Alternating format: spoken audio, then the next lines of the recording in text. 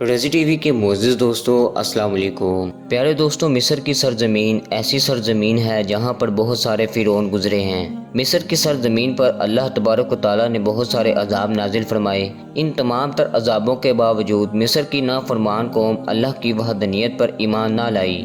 دوستو، آج کی ویڈیو میں ہم آپ کو بتائیں گے کہ وہ فرعون جو اپنی قوم کے سامنے یہ دعویٰ کرتا تھا کہ میں ہوں تمہارا سب سے بڑا خدا، یہی فرعون اللہ پر ایمان کیسے لے کر آیا، اور یہ فرعون ایسا کون سا عمل کرتا تھا جس کی وجہ سے اس کی ہر دعا قبول ہوتی تھی۔ پیارے دوستو، جس فرعون کی ہر دعا قبول ہوتی تھی، اس کے باوجود بھی اللہ نے اس فرعون کو غرق کیوں کیا اور دنیا کے لیے عبرت کا نشان کیوں بنا دیا؟ دوستو، ان تمام تر سوالات کے جوابات قرآن و حدیث کی روشنی میں آج کی ویڈیو میں ہم آپ کو بتائیں گے، لہٰذا آپ سے گزارش ہے کہ ویڈیو کو آخر تک ضرور دیکھیے گا۔ پیارے دوستو، فرعون مصر کی تاریخ کا وہ بدبخت بادشاہ تھا جس نے اقتدار سنبھالتے ہی خدائی کا دعویٰ کرنا چاہا، اور خدائی کا دعویٰ کرنے کے لیے اس بدبخت فرعون نے مصر کے اندر سب سے پہلے دین اسلام کی تبلیغ پر پابندی لگا دی اور لوگوں کو پڑھنے لکھنے سے منع کر دیا تاکہ لوگ علم سے دور ہو کر جاہل بن جائیں، کیونکہ مصر کے اس دور میں کچھ لوگ ایسے بھی تھے جو اللہ کی وحدانیت پر ایمان رکھتے تھے، اور یہ حضرت یوسف علیہ السلام کے دین پر تھے۔ پیارے دوستو، جیسے ہی فرعون نے علم حاصل کرنے پر پابندی لگا دی تو اس کے کچھ عرصہ بعد لوگ جاہل بننا شروع ہو گئے، اور نئی آنے والی نسلوں کو اس بات کا علم نہ تھا کہ ہمارا دین کیا ہے اور ہمارا رب کون ہے۔ جب لوگ ایسے جاہل ہو گئے تو فرعون نے اس جہالت کے بعد لوگوں کو بتوں کی پوجا کرنے کا حکم دیا۔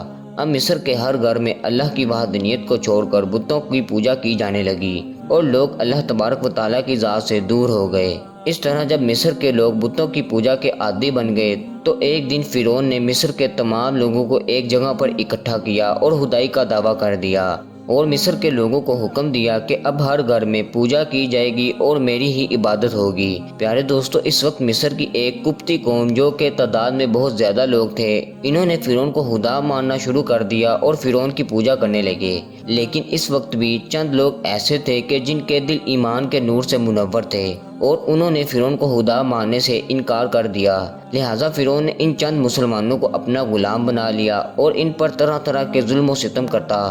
پیارے دوستو، چونکہ مصر کے تمام لوگ فرعون کو اپنا خدا مانتے تھے اور اپنی ہر حاجت فرعون کے سامنے پیش کرتے، تو فرعون ان کی ہر خواہش کو پورا کرتا۔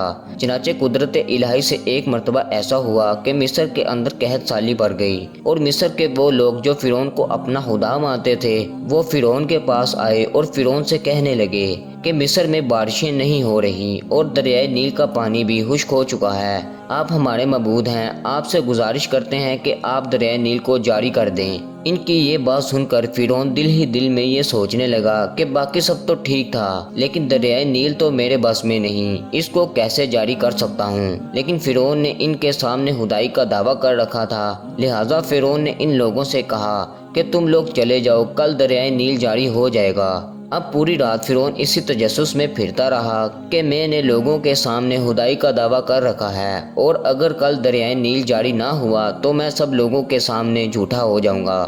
اسی کشمکش میں فرعون دریائے نیل کی طرف اکیلا نکل پڑا۔ جب فرعون دریائے نیل کے پاس پہنچا تو اس نے دیکھا کہ دریائے نیل مکمل طور پر خشک ہو چکا ہے۔ اس وقت فرعون نے اپنے تاج کو اتارا اور زمین پر پھینک دیا، زمین پر بیٹھ کر اپنے سر میں مٹی ڈالنے لگا اور اپنے سر کو سجدے میں جھکا کر اللہ تبارک و تعالیٰ کی بارگاہ میں عرض کرنے لگا کہ یا رب العالمین، میں جانتا ہوں کہ حقیقی مالک تو ہی ہے، اور میں جانتا ہوں کہ تو ہی ہمارا خالق اور تو ہی ہمارا مالک ہے۔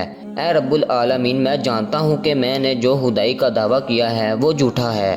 یا رب العالمین، تو نے آج تک میری عزت رکھی اور میری ہر دعا کو قبول کیا۔ آج بھی تجھ سے التجا کرتا ہوں کہ تو دریائے نیل جاری کر دے۔ اس طرح فرعون اللہ کی بارگاہ میں گر گرانے لگا اور رو رو کر دعائیں کرنے لگا، اور اللہ کے حضور عرض کرنے لگا کہ یا رب العالمین، میں جانتا ہوں کہ آخرت میں میرا انجام کیا ہوگا اور میرا ٹھکانہ جہنم ہے۔ اے میرے پروردگار، میں آخرت کے بدلے دنیا کو اختیار کرتا ہوں، اور مجھے آخرت کی بجائے دنیا میں سب کچھ عطا فرما دے۔ پیارے دوستو، اس طرح فرعون نے آخرت کو چھوڑ کر دنیا کو خود ہی اختیار کر لیا اور آخرت کے عذاب کو اپنے گلے میں ڈال لیا۔ روایت میں آتا ہے کہ فرعون اسی طرح سجدے میں گر کر اللہ تبارک و تعالیٰ کے سامنے رو رو کر دعائیں مانگ رہا تھا، اور ابھی اس نے سجدے سے سر بھی نہ اٹھایا تھا کہ اللہ نے اس کی دعا کو قبول کر لیا اور دریائے نیل سے پانی جاری ہو گیا۔ اس طرح جب دریائے نیل جاری ہو گیا تو فرعون نے اپنے تاج کو اٹھایا اور اپنے سر پر رکھا اور اپنی قوم کے پاس چلا گیا۔ ان سے جا کر کہنے لگا کہ جاؤ، میں نے دریائے نیل کو تمہارے لیے جاری کر دیا ہے۔ لوگ یہ منظر دیکھ کر بہت خوش ہوئے کہ ہمارے خدا نے ہمارے لیے دریائے نیل کو جاری کر دیا۔ پیارے دوستو، اس روایت سے پتہ چلتا ہے کہ فرعون بھی اللہ کی وحدانیت پر ایمان رکھتا تھا اور اللہ کو مانتا تھا، لیکن چونکہ اس نے آخرت کی بجائے دنیا کو اختیار کیا تو اللہ تبارک و تعالیٰ نے اس کی یہ دعا قبول کر لی اور اس کو آخرت کی بجائے دنیا میں سب کچھ عطا کر دیا۔ دریائے نیل کے جاری ہونے کے بعد فرعون اسی طرح مسلمانوں پر ظلم و ستم کرنا شروع ہو گیا، اور جب فرعون کا ظلم و ستم حد سے بڑھنے لگا تو اللہ نے فرعون کی طرف اپنے پیارے نبی حضرت موسیٰ علیہ السلام کو مبعوث فرمایا۔ حضرت موسیٰ علیہ السلام نے فرعون کو اللہ کی وحدانیت کی طرف بلایا اور اللہ کے عذاب سے ڈرایا، لیکن فرعون نے حضرت موسیٰ علیہ السلام کی ایک نہ مانی اور اسی طرح اپنے کفر اور شرک پر اڑا رہا۔ اللہ نے فرعون اور فرعون کی نافرمان قوم پر لگاتار 5 قسم کے دردناک عذاب بھیجے، لیکن ان دردناک عذابوں کے باوجود فرعون اور فرعون کی نافرمان قوم اللہ تبارک و تعالیٰ کی وحدانیت پر ایمان نہ لائی، اور یہ بدبخت لوگ اسی طرح اپنے کفر اور شرک پر ڈٹے رہے۔ چند لوگ ہی ایسے تھے جو حضرت موسیٰ علیہ السلام کے ساتھ اللہ کی وحدانیت پر ایمان لائے تھے۔ بالآخر جب فرعون اور اس کی قوم قابل ہدایت نہ رہے اور اللہ کے عذابوں کو دیکھنے کے باوجود بھی وہ اپنے کفر اور شرک سے باز نہ آئے تو اللہ نے حضرت موسیٰ علیہ السلام کو حکم فرمایا وہ اپنی قوم کو لے کر مصر سے روانہ ہو جائیں۔ اللہ فرعون پر اپنا عذاب نازل فرمانے والا ہے۔ چنانچہ حضرت موسیٰ علیہ السلام اللہ کے حکم کے مطابق اپنی قوم کو لے کر مصر سے روانہ ہو گئے۔ ادھر جب فرعون کو اس بات کا پتہ چلا کہ حضرت موسیٰ علیہ السلام اپنی قوم کو لے کر مصر چھوڑ کر جا رہے ہیں تو اس نے اپنے لشکر کو تیار کیا اور حضرت موسیٰ علیہ السلام کے لشکر کا تعاقب کرنے لگا۔ ادھر جب حضرت موسیٰ علیہ السلام اور ان کا لشکر دریائے نیل کے کنارے پر پہنچا تو حضرت موسیٰ علیہ السلام کی قوم یہ منظر دیکھ کر گھبرا گئی کہ سامنے دریائے نیل ہے اور پیچھے فرعون ہے۔ اس وقت یہ لوگ حضرت موسیٰ علیہ السلام سے کہنے لگے کہ آج ہم بچنے والے نہیں۔ تو حضرت موسیٰ علیہ السلام اپنی قوم سے فرمانے لگے کہ اللہ ہمارے ساتھ ہے۔ اس وقت اللہ نے حضرت موسیٰ علیہ السلام کو یہ حکم دیا کہ اپنا عصا دریائے نیل کے کنارے پر مارو تو دریائے نیل تم لوگوں کو رستہ دے دے گا۔ حضرت موسیٰ علیہ السلام نے جیسے ہی اپنا عصا مبارک دریائے نیل کے کنارے پر مارا تو دریائے نیل میں سے رستے نکل پڑے، جن رستوں کے ذریعے حضرت موسیٰ علیہ السلام اور ان کی قوم آسانی سے دریائے نیل کو پار کرنے میں کامیاب ہو گئی۔ پھر جب فرعون کا لشکر دریائے نیل کے کنارے پر پہنچا تو فرعون یہ منظر دیکھ کر حیران ہو گیا۔ اس منظر کو دیکھ کر اس وقت بھی بدبخت فرعون اپنی قوم کو گمراہ کرنے سے باز نہ آیا اور اپنی قوم سے کہنے لگا دیکھو کہ دریائے نیل نے پہلے ہی میرے لیے رستے بنا دیے ہیں۔ پیارے دوستو، فرعون کا گھوڑا جیسے ہی دریا میں داخل ہونے لگا تو اس کے دل پر ایک ہیبت طاری ہو گئی۔ فرعون اب چاہتا تھا کہ اس کا گھوڑا دریا میں داخل نہ ہو، کیونکہ فرعون کو عذاب الہی کے آثار محسوس ہو رہے تھے، لیکن فرعون کی لاکھ کوشش کے بعد گھوڑا پانی میں داخل ہو گیا۔ جیسے ہی فرعون کا گھوڑا پانی میں داخل ہوا تو فرعون کا لشکر بھی فرعون کو دیکھتے ہوئے اس کے پیچھے پیچھے دریائے نیل میں داخل ہو گیا۔ فرعون کا لشکر جب دریائے نیل کے درمیان پہنچا تو اس وقت اللہ نے سمندر کو حکم دیا کہ مل جا۔